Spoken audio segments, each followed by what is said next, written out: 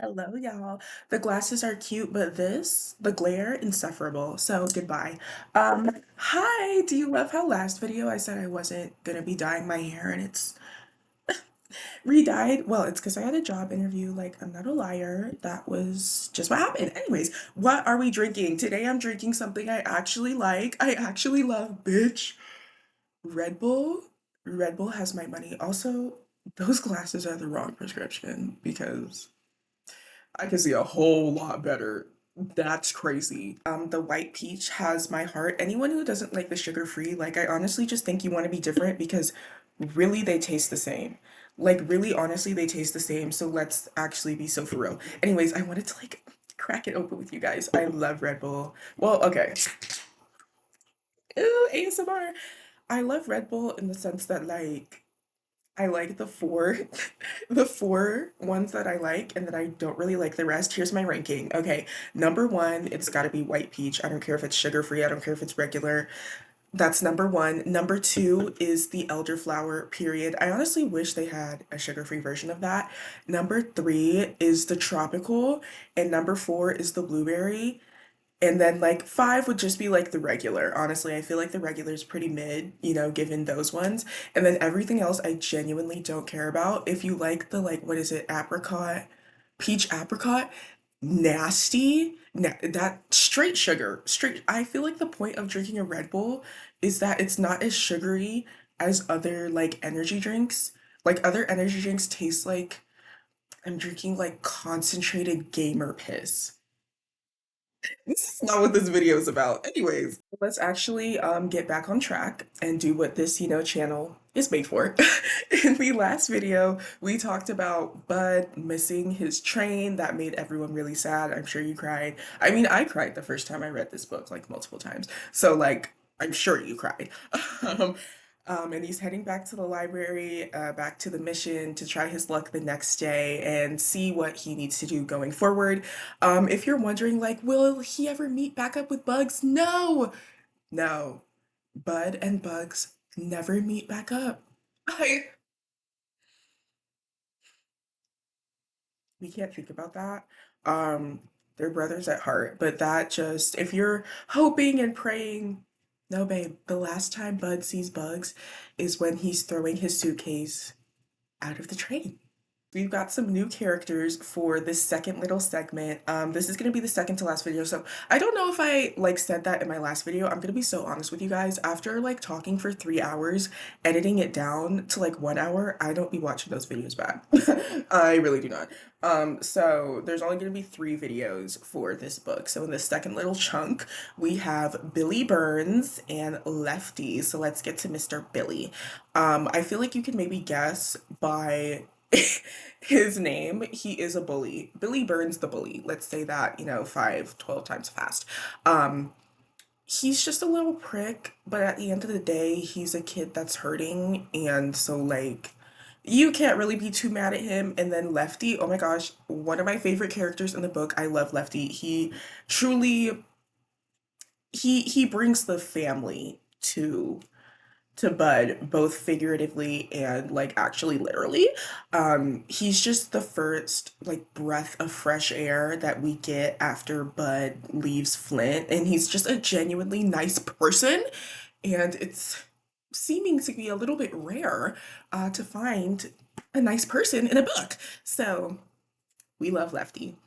So Bud was able to get breakfast at the mission after sleeping at the library, and while he's, walking back to the library from the mission, he can't help but think about Daisy Malone and the fact that she and her mom were some of the people that were able to get onto the train, and he's just thinking obviously about her dimple, but also how is her dad going to find them now because they're not waiting at the Hooverville where he would have last known that they were.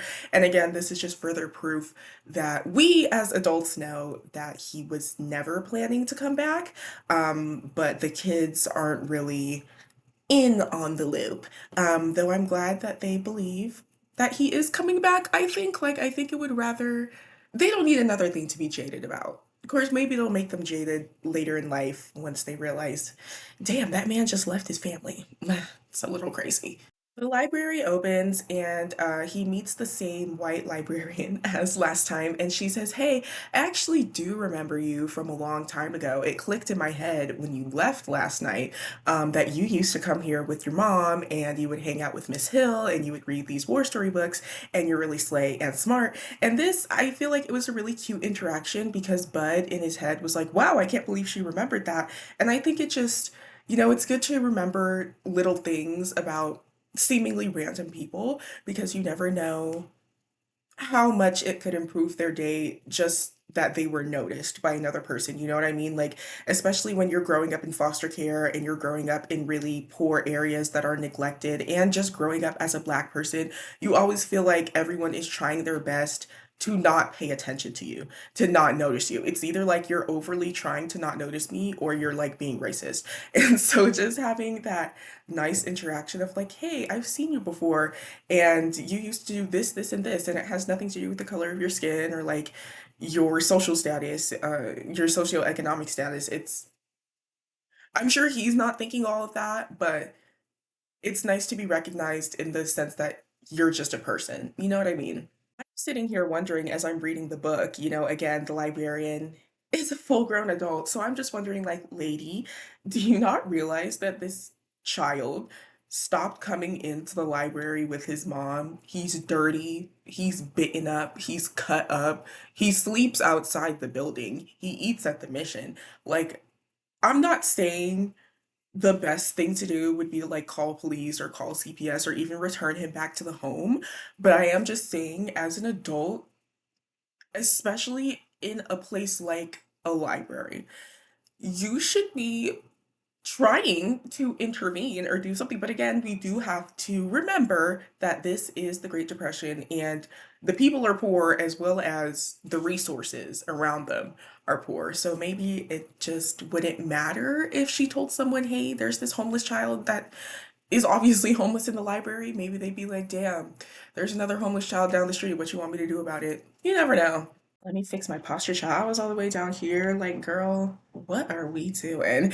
Anyways, the reason Bud goes back to the library is he's there to work. He's got a mission ahead of him, okay? He grabs the little map book and measures out how far it'll be to Grand Rapids, Michigan, because that is where Herman E. Calloway's band is located. That's kind of like their home base. Okay, so he's like, "You know what? The train didn't work out. Obviously, I'm being redirected. Mama always said, doors open, doors close. The train door closed. It's time to go find my father. I'm going to Grand Rapids."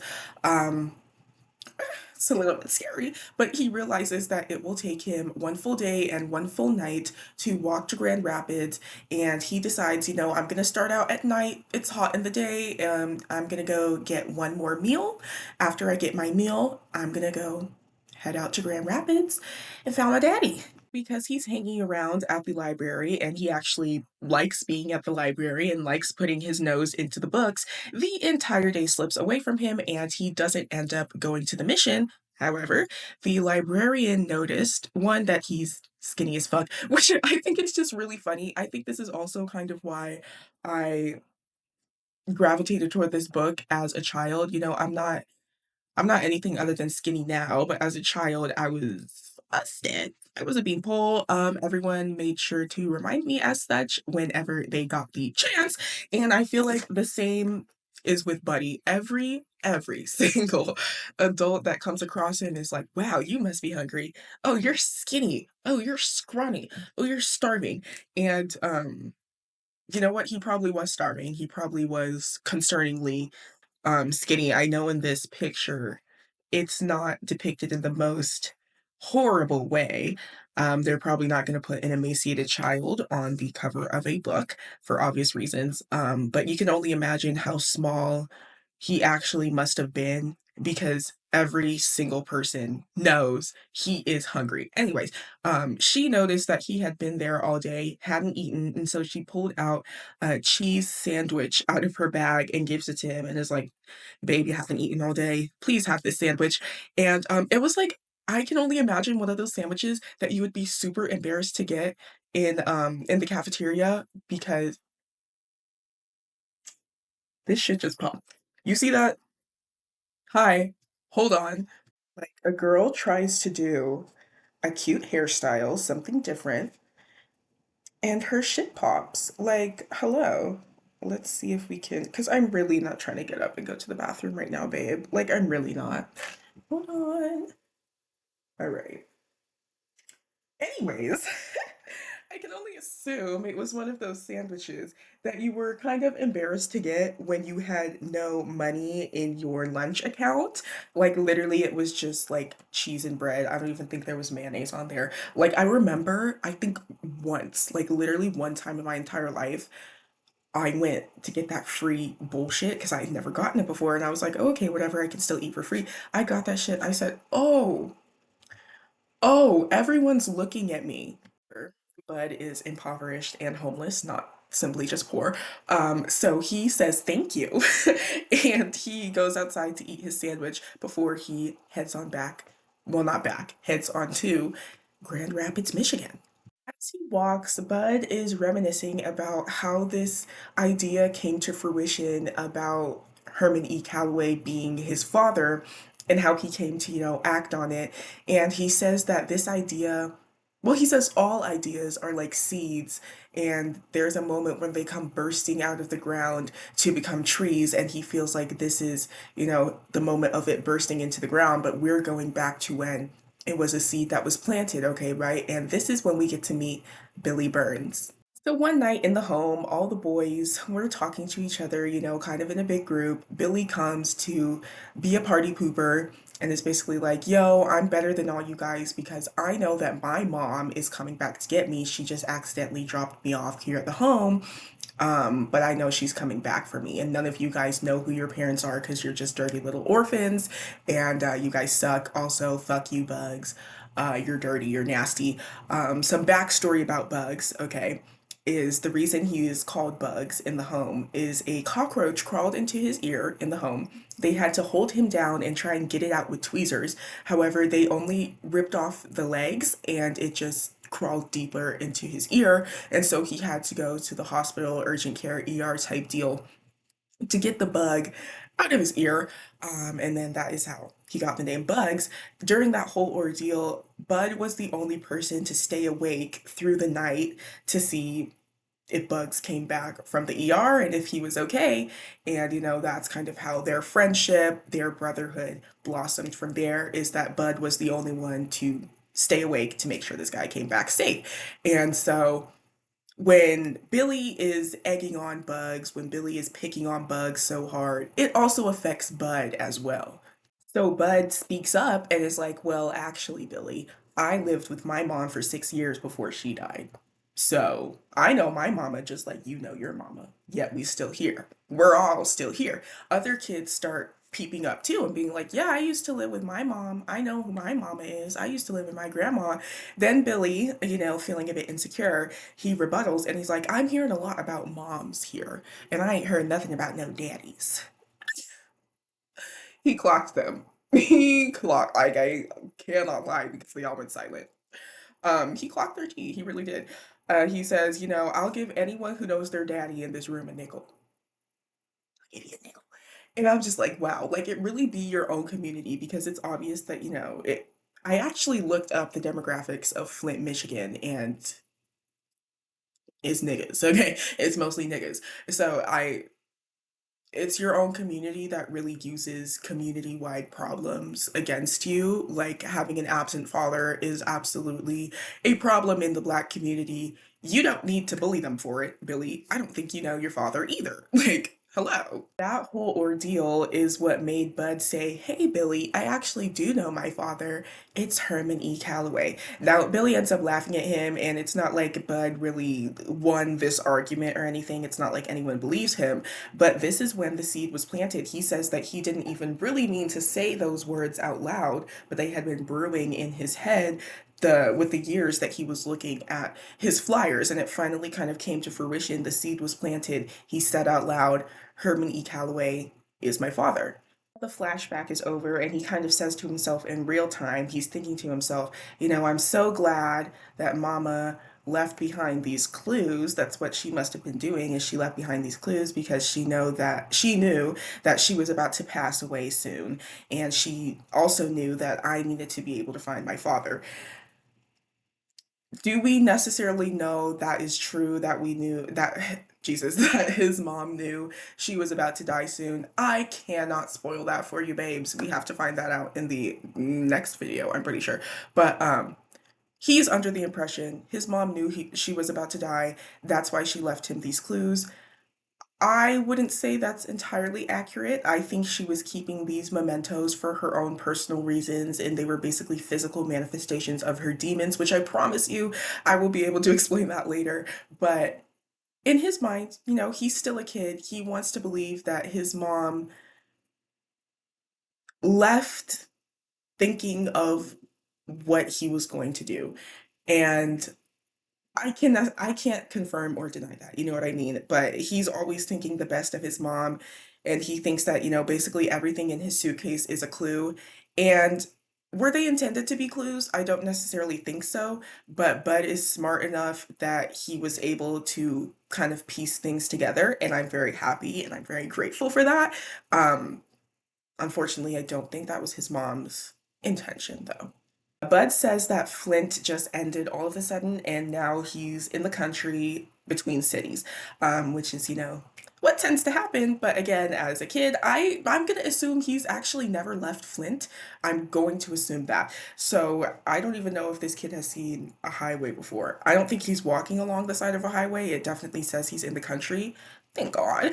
Um, but girl, he should be dead. He could have died quite easily. He should be dead. Obviously, this is a children's book, so he's probably not going to die. But I'm just thinking, like, bro, like, just remember, Bud is 10. 10, you can count his age on your fingers right now. He's 10 years old. He's not even like a preteen or anything. He probably hasn't even like gone through puberty, so he's also like quite weak and just should not be outside at night walking between two cities on the side of the road. But that's what he's doing. He's obviously excited for his adventure. Once he gets to the line between Flint and the next city, he's actually hopping on and off the line, and he says that gets boring after about 7 hops. So then he starts going, and then he realizes that 24 hours of walking and 120 miles is actually crazy, and it's gonna take a while and it's not gonna be fun, and his adrenaline is sort of wearing off, okay? And he starts hearing the sounds of the country at night, okay? All the toads croaking, cats yowling, bushes, rustling, animals moving around. It's just starting to become apparent to him that this is not going to be a fun experience. He's also dodging and ducking behind bushes when he sees, the rare sight of a car coming up across upon the street where he is walking, right? But there is one car that, sees him and doesn't move. He ducks into a bush and the car actually pulls off of the street onto the side of the road, and a man gets out of the car. Mind you, just keep in mind, okay, it's like 2 a.m. It's like 2 a.m. No one has any business really being on this road in the first place at this time, especially not Bud, but really no one has any business to stop on the side of the road and get out of their car. So obviously we are suspicious of this man. So the man is asking Bud to identify himself. He's saying like, "Hey, like I saw you duck into the bush. You look like a child." Bud refuses to come out, and he says, "Yo, like again, please come out of the bush. I'm pretty sure you're black. It's 2:30 a.m. in Owasso, Michigan, and you're by yourself." He's saying all this out loud, like he's still yelling. He's like, "Please, like come out the bush." Again, Bud is just like, "If I just sit here and act like I'm not here, I can wait it out and he'll go away." Well, again, the guy is like, "I'm pretty sure you looked real skinny." Real skinny. So he goes into his car and he brings out a sandwich and he's like, "Hey, this is a bologna and mustard sandwich for anyone who wants to come out of the bush." So this honestly does make Bud come out of the bush. I don't think he packed any food. I don't remember that being a thing. He ate the sandwich that the librarian gave him and then he left. So he doesn't have any food. He comes out, he takes the sandwich from the man. He even says thank you and he's like, "Okay, you can leave now. I'm gonna go eat this sandwich in my bush and you're gonna leave me alone." And the man is like, "No, I'm actually not. So I also have a soda in my car if you want to come into my car and then we can figure out what the fuck is going on." Because, and he says this all over again. You're a little black boy in Owasso, Michigan at 2:30 in the morning on the side of the road, and we need to figure out what you're doing here. So first, he asks Bud his name, and Bud is basically like, you know what, I give up. This man has given me food. He obviously is not going to leave me alone. Let me just converse with the guy because I'm hungry. So he says, it's Bud, not Buddy, sir. And so the man, obviously he is a little bit of a jokester. He calls him Bud, not Buddy, for the rest of the time that they interact. The man asks Bud, where are you coming from? What are you doing? And Bud thinks very quickly in this moment, and he says, I ran away from home in Grand Rapids, Michigan. And to his luck, the guy says, oh, I'm actually from Grand Rapids. I just left from there an hour and a half ago. And I think it's really interesting that it'll take Bud an entire day to walk to Grand Rapids, but this man just left an hour and a half ago, and he's what, maybe like 20, 30 minutes outside of Flint, and he's already run into Bud. Like, thank the Lord, because does it really take a day to walk the amount of like distance that it takes? You know what I'm saying? An hour and a half to cover in a car? Ain't no way. I mean, maybe if you're a kid, I guess that makes sense. Ain't no way though, right? Really? Really? I would say like, okay, it takes a day to walk from fucking here to California, but maybe I just have no concept of time. I really don't. So that is also like a real possibility. The man says, again, you're extremely lucky. That's where I'm from. And he says, go read this sign to see just exactly how lucky you are. The sign that they read says, let me just. To our Negro friends who are passing through, kindly don't let the sun set on your rear end in Owasso. Bud was walking through a sundown town at 2:30 in the morning by himself in the 1930s. Yeah. What also makes Bud extremely lucky in this moment is that we learn his name, Mr. Lewis, also Lefty to anyone who's an adult. I'm going to be calling him Lefty. We learned that Lefty is a black man. So again, Bud just got extremely lucky because if this was a white guy, he would be dead.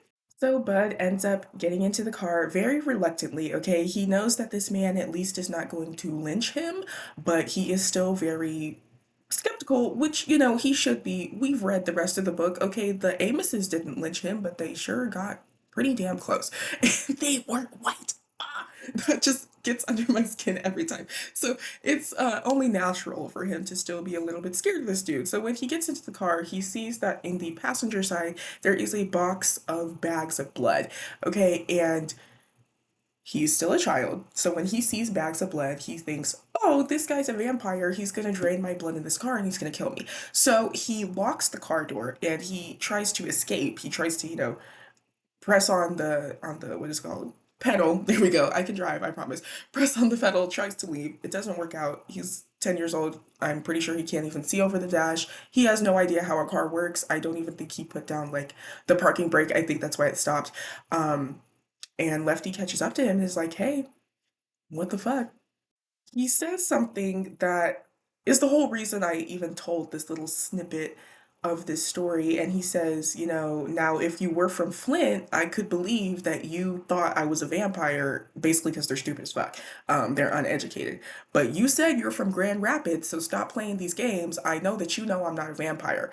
And Bud still doesn't wholeheartedly believe that this man is not a vampire, but he knows that he needs to act like he's from Grand Rapids, and so he unlocks the car. And I just think it shows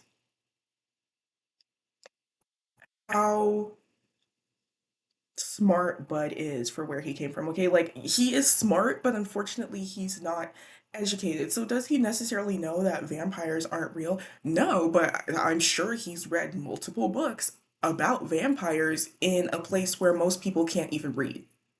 You see what I mean? So it's very like relative, okay? Because in Flint, Bud is a very, very smart little boy. But anywhere else, he's kind of getting the sense that he can't play pretend all that well. So they get in the car, they start driving and talking, and Lefty asks Bud, where'd you run from in Grand Rapids? Why? Like, what's going on? And he says, yeah, I ran from my father's house. He's Herman E. Calloway. I just really need to get back there. And so, of course, Herman E. Calloway, I mean, look at these flyers, baby. Everyone knows him. I don't think Bud really understands that people know who his father is or who he says his father is. But upon saying Herman E. Calloway, Lefty is like, oh, I know that man. I know exactly where his band is. I know where to bring you. Everyone knows that you have like a sister, but no one knows you exist. Luckily, before Bud can rebuttal to this, he just kind of waves it off and is like, hey, what do I know? These musicians, there could be a ton of Miss Callaways out there with random little niggas running around. What do I know? And he says to Bud, I have to go on the way to Flint to drop off these bags of blood at the local hospital. So you'll have to come with me back to Flint and then I'll drive you back to Grand Rapids because that's what I'm going to do anyway in the morning. And obviously, Bud obliges and he's like, okay, slay. And he falls asleep in the car and just the way that he describes falling asleep, he doesn't have to go through his suitcase. He just immediately is out. Lefty gives him a blanket that he says smells like, what was it, like mahogany and like, just like, imagine, I was gonna say, like, imagine a black smell. When I read his description, I'm not gonna go find the page, honey. Okay, like, please. I imagined when I would open my dad's cigar box and I would smell it, like, I can only imagine it smells like that, like, kind of musky, smoky, cigar-y. He lays under the blanket and he drifts off to sleep so hard, in fact, that when he wakes up, he's in a random bedroom. He's just in his underwear and he becomes immediately embarrassed because obviously that means someone changed him. But, you know, when we're coming at this like adults, no adult is just going to leave him in his dirty, nasty clothes that he probably only has one pair of. He's all bit up, cut up. Obviously, the adults were going to change him, but we can also, understand why he's embarrassed. He's still a 10-year-old kid. You know what I mean? Like, he don't want people touching all up on him while he's asleep. This is where we run into his rule number 29, which is when you wake up and you don't know for sure where you're at and there's a bunch of people standing around you, it's best to pretend you're still asleep until you can figure out what's going on and what you should do. Now, this is a good rule, but I'm just thinking, like, how many situations have you been in where you're waking up in a random place with a bunch of people standing around you to the point where you had to come up with this rule? Like, I'm really just, it's really only been 4 years. And I'm just getting the sense that really too much, hi, cat hair in my eyelash, has been happening to this boy in the past 4 years. I'm just like, this really shouldn't be a common thing where you had to like write this down. Um, but that's what he does. So we get to listen to Lefty talking to this other woman, and they're both standing over Bud, and we find out that this woman is actually his daughter, Mrs. Sleet. So basically, when he has to go make deliveries for whatever reason into Flint, he stops by his daughter's house and he catches up with her and he eats with her and then heads back to Grand Rapids. So this time, obviously, he brought Bud. So she's there asking her father, what is this stray child that you just brought into my house? Look at his legs, they're all cut up. She calls him skinny, obviously saying he hasn't eaten. And she's like, who? I mean, even if he ran away from home, who has left him in this state where he has basically a cardboard suitcase, one pair of clothes, and a bunch of bug bites? Like, that can't just really happen overnight. What happened to this kid? Where did you find him? And Lefty says, oh, well, he's one of Herman E. Calloway's kids. It's kind of weird. I don't know. And she's just like, "Ugh, these fucking musicians, like just letting their kids run around. He probably doesn't even care that he's gone." And I'm just like, guys, you don't know that Bud is awake, but do you really need to have this conversation in front of him? Miss Sleet then asks, does he have any brothers or sisters that could contact him or might be missing him a little bit more than his father seems to? To which Lefty replies, Calloway does have that one daughter, but that's all anyone really knows of. I mean, I guess there could be more. We've got this one that just kind of popped up out of nowhere, but really, they just know about the one daughter. Sleep then wakes up Bud, or she thinks she wakes him up, and is like, "Hey, there's breakfast waiting downstairs." Bud decides, "Okay, this is my cue to like actually wake up now that I know what the fuck is going on, who this lady is, where I'm at." And he goes downstairs, and I think it's quite interesting and a little bit sad. He says that there was this big table in the room that they were all eating around, and you have to remember that his mom was quite poor, literally impoverished, right? So I'm guessing they just didn't have a dining room.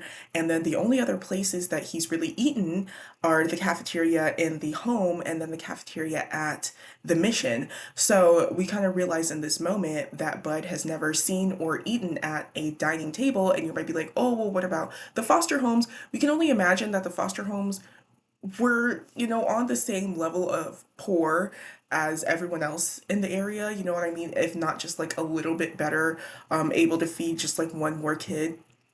You know what I mean? Maybe getting some kind of assistance that like other people weren't getting. But you have to assume that maybe they also just weren't in an area that had houses that had dining rooms, you know what I mean?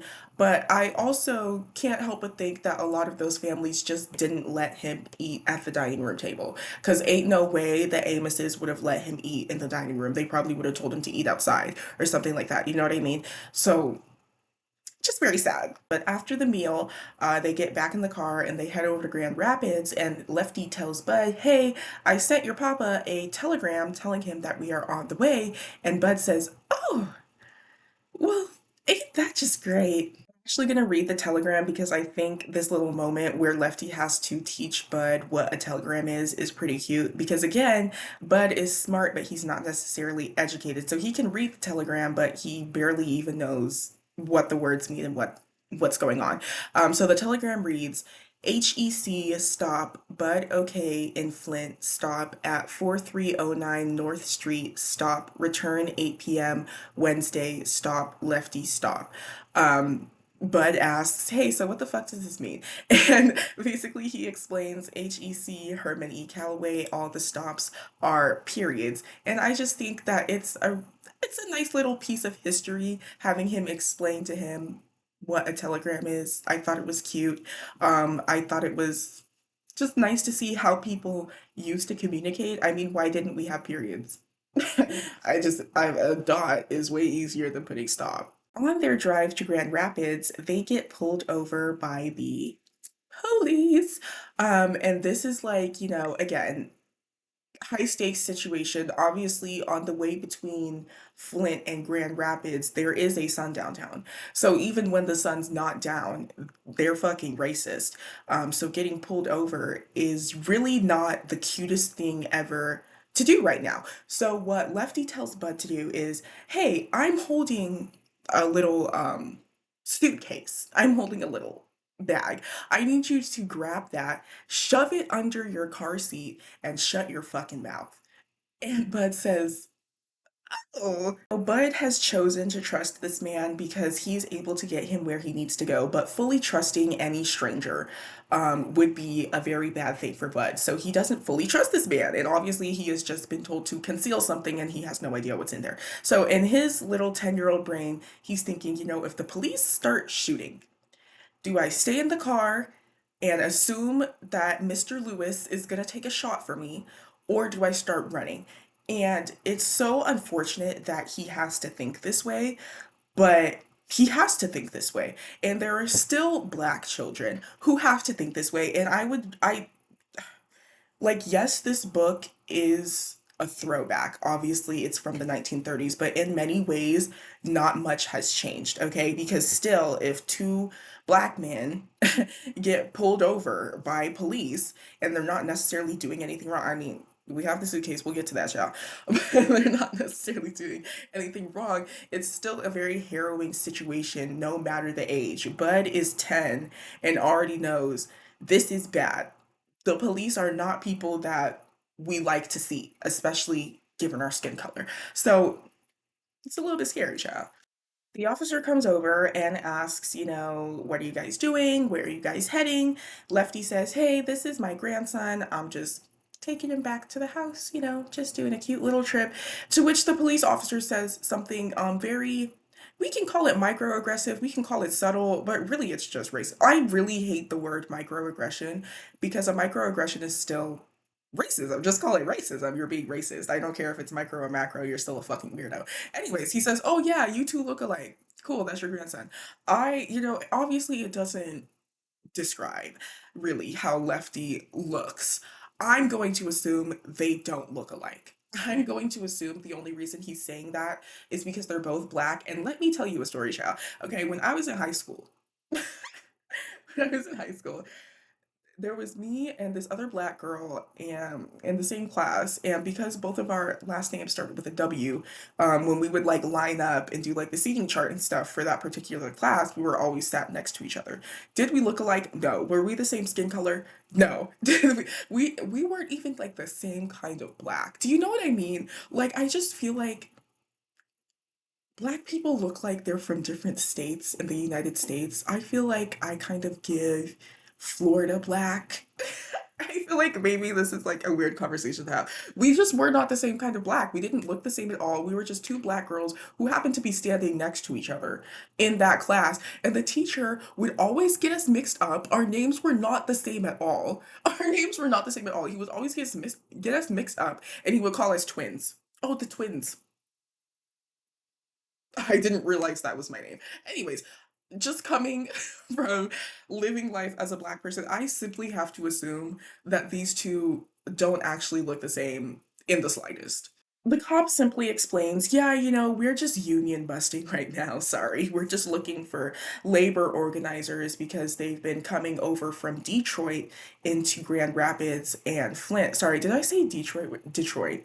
They've been coming they've been coming from Detroit over to Grand Rapids and Flint to try and organize over here, and we are being the ops and being terrible people, and we're trying to stop them. Lefty pretends like he don't know anything about that. He's just like, oh, why would they be doing that? That's like actually so weird. He plays it off, and the police officer sends him on his way. When he gets back into the car, Bud obviously has a couple questions. So his first question is, what is a labor organizer and why are the police going after these people? Lefty says labor organizers help to establish unions. And then he says, before you ask me the next question, a union is basically a family of people that are trying to make everyone's lives better for them and their children while they're at work. Okay, and then the next question Bud asks is, well, why are the police going after people who are just trying to make their lives better? Which is such a great question, Bud. And Lefty replies, hey, the answer to that is actually in that box that I told you to stash under your seat. Now, Bud, he's got a little bit of sense to him, okay? Maybe he has a little bit too much sense, but he's got some sense to him. And he says, oh, that box. I actually don't want to touch that. Oh, I'm actually getting kind of tired, babe. I'm gonna knock out. Which that makes Lefty laugh and he's like, I promise you, it's like not a gun. Just open the box. So Bud begrudgingly opens the box, and what's inside is a note, and it reads, Branch of the Brotherhood of Pullman on Wednesday, July 23rd, 1936. All interested, 9 a.m. Refreshments will be served. You know what we're up against. Please keep this as confidential as possible. Basically, Lefty was one of the people that was going around and giving out these not invitations, like notices of unionizing meetings, like meetings to try and set up unions. Sorry, labor organizer meetings. But you have to keep it like very on the down low. So that's why he had it in this like suitcase and it was kind of like sus, all that just for a note, because he will get arrested, they will get arrested, and then the police will go to that meeting, basically use that note against them and cleared it out like they cleared out the Hoover bill, basically. Because they hate poor people. And so actually, this prompted me to do a little bit more research because I was just like, Hoover, President Hoover, he passed the New Deal, which greatly helped labor organizers and increased the numbers like in the unions. So why are the police going after labor organizers so hard? And girly, let me tell you, I have some history. So before the New Deal got passed, because for the government to actually, ever do anything that helps us, we have to act a little bit crazy first. So before the New Deal was passed, for 4 days, there was a strike in San Francisco. Excuse me, that rebel. Um, it was a large scale strike of people saying, we need labor rights. We need labor rights. Like, you guys are fucking us over. We're all just trying to work to make more money, okay, in a time where it's already horrible and these factories are taking advantage of people that have nowhere else to go. Bitch, we're going on strike. We're going on strike. And so then the New Deal passed. And so basically, the police are trying to union bust and break these people up before they can do a large scale strike again. And you can see this happening at every protest. The police are not really concerned about what the protest is about, what people are actually fighting for, things that also benefit the police. I mean, none of us would have breaks, mandatory breaks at work, if not for strikes like this and labor organizers like this going against the police. Okay, the police take part in breaks like that. Police get 30-minute breaks. Police get 15-minute breaks, equivalent to their amount of hours that they're working that day. But at the same time, you're going after these people that are fighting for the rights that you are partaking in. Right. Anyways, so the police are always on the wrong side of history. They're always doing the wrong thing. Even now, we see them at the LA protests. Yes, I'm going to be talking about it, babe. We see them at the LA protests inciting violence, just as they did in the 2020 protests. Um, Shame, shame. Specifically, what was the big thing in Flint was to do sit down strikes, and that is what the police were sent to kind of deal with by corporations. And what people would do is they would simply arrive at their job, right on time. They're not going to quit. They're not going to do, anything overtly crazy that will get them, fired like that on the spot. So they're still taking up a spot of a worker in the company, but all they would do is go to work and sit down and do absolutely nothing. Kind of slay. Can't lie, kind of slay. Basically telling the corporations, hey, you're nothing without our labor. If I come here and sit down, you're making zilch, just like I am. So now what? And so the police were basically sent into Flint and a little bit outside of Flint to stop people from doing things like that. Because at the end of the day, again, the police are not for you or me. The police are for the government and the police are for the corporations. So that is who they were working in favor of. After all the politics talk, Bud and Lefty arrive in Grand Rapids and they arrive just outside it's called a palace that the band is residing in for that duration of time, and on the palace it had a sign that says appearing Friday through Sunday, um, in July. Ooh, I think I like wrote that down wrong. Sorry. Herman E. Calloway and the Nubian Knights of the New Deal. And it's kind of an inside joke in this book that Herman E. Calloway can never decide on like an actual name for his band. And so at this location, they're going by the Nubian Knights of the New Deal, which I think is actually interesting because we were just talking about all that union busting. And literally, before I read like that part, I was doing research about how all this stuff led up to the New Deal, and now they're the Nubian Knights of the New Deal. I just thought that was silly. I like the way that they incorporate history into this book. I guess honestly, you can call this historical fiction. I hate historical fiction. This better be the only historical fiction book I like, and I really like it, which is unfortunate. I just like the history element. I mean, obviously you're gonna get history when you're talking about the life of someone living through the Great Depression, but I like all of the little details. Bud tries to go into the building with all his stuff without Lefty and is like, okay, Lefty, like you can leave now. You've dropped me off. Like goodbye. Lefty, he is an adult. He's not just going to drop off this kid at a place without seeing to it that he is safe first because he already ran away once, right? So Lefty goes, hey, I know you're really attached to that suitcase.